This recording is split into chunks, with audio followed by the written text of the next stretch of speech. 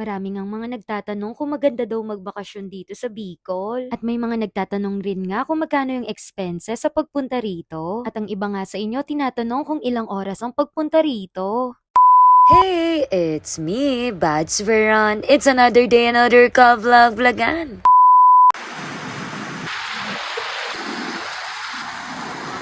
Nakita nyo ba kung paano kaganda yung nature? Narinig nyo ba yung mga agos ng tubig? Grabe, sobrang mapapahinga ka talaga. By the way, nandito pala tayo sa Tabunan Resort. Dito yan sa parte ng Cam Norte.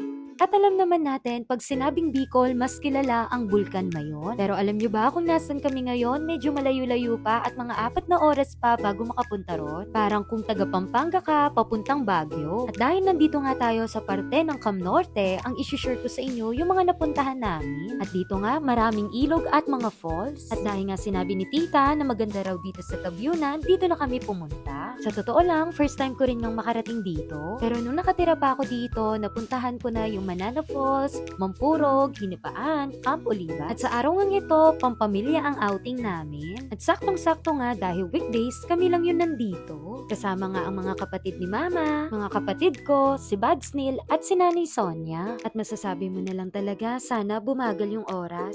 Ang sarap lang habang bakasyon, medyo mainit, tapos nagbababad ka sa tubig. Tapos ganitong tanawin na makikita mo.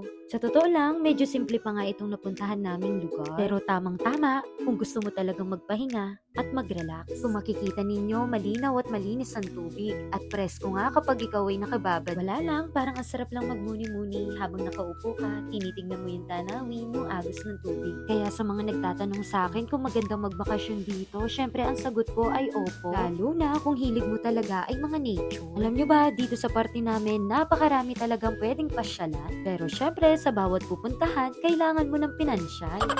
At sa mga nagtatanong nga kung ilang oras yung biyahe galing Pampanga papuntang Bicol, ang sagot ko po ay 12 hours. At depende pa po yan sa sasakyan ninyo, sa driver at sa dadaanan ninyo. At ito na nga, nag-change outfit na ako at hindi talaga mawawala sa bawat layas nga ang pagpipicture. At para makahanap ng magandang background, hindi talaga maaalis ang pagkabuwis buhay. At buti na lang talaga, napaka-supportive nitong photographer ko at go nga lang sa lahat. Pero siguro sa isip ng kapatid ko, kung hindi niya lang ako ate, hindi niya ako pagbibigyan. Pero sobrang natutuwa at napaproud nga ako sa kapatid kong ito dahil grabe yung passion niya pagdating sa pagpipicture. Hindi nga ako sure kung na-share ko na to sa inyo, pero alam niyo ba, dream ko rin maging photographer dati. Pero gusto ko rin, ako rin yung model. At sa mga nagtatanong nga ng result, wow, may mga nagtatanong.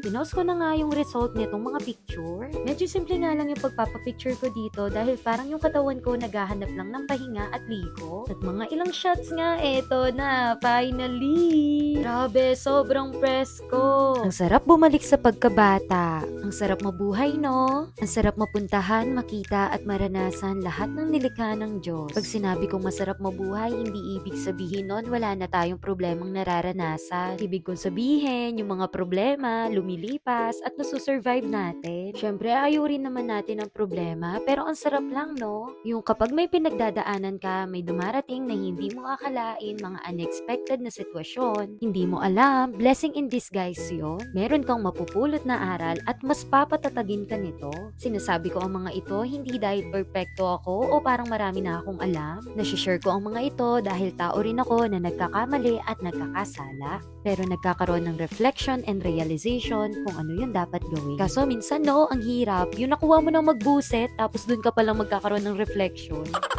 At kung nandito ka pa nga sa videong ito, sa vlog na ito, sobra ako nagpapasalamat sa'yo. Natutuwa ako kapag may nanonood at nakikinig nga sa mga ganito kong vlog. Yung tungkol sa buhay, mga realizations, reflections, mga natutunan. At dito nga, hindi rin ako nahihiyang mag-share ng mga flaws ko. At kapag napapanood mo nga yung mga ganito kong ka-vlog-vlogan, nasishare ko na sa'yo ang buhay ko. Sino kaya yung mga nakaka-relate sa akin? Alam nyo ba, minsan gusto kong i-post lang puro patawa, entertainment. Pero minsan hindi ko maiwasan nauutusan mag-share ng mga kasentihan ko. And yes po, aminado naman ako, mas dominant talaga yung pagiging seryoso ko sa buhay. At baka nagtataka nga kayo kung saan tayo pupunta ngayon. Sabi nga ni tita, maganda daw pumunta sa Pebbles Beach. At hindi nga namin nakalain na medyo mahaba-haba pala yung biyahe papunta rito. Sa totoo lang, hindi talaga namin napuntahan yung dapat naming puntahan. Pero ganun pa man, naging masaya at memorable ang biyahe namin. At grabe, umakyat pa nga kami ng bundok para makapunta rito. At buti na lang talaga, gawa na yung mga daan kaya hindi na mahirap bumiyahe. Sa bandang ngang ito, kung mapapansin ninyo, kakaiba rin yung mga bato kaya daw tinawag na Pebbles Beach. At ang mga ito nga ay galing rin sa dagat. At sa totoo lang, napakarami pang parte ng Cam Norte at ng Bicol ang may mga magagandang tanawin. At sa pagtatapos nga ng video na ito, maraming salamat sa pamilya namin na buong puso kaming winelcome at binigyan ng oras. God bless us more po. Thank you for watching!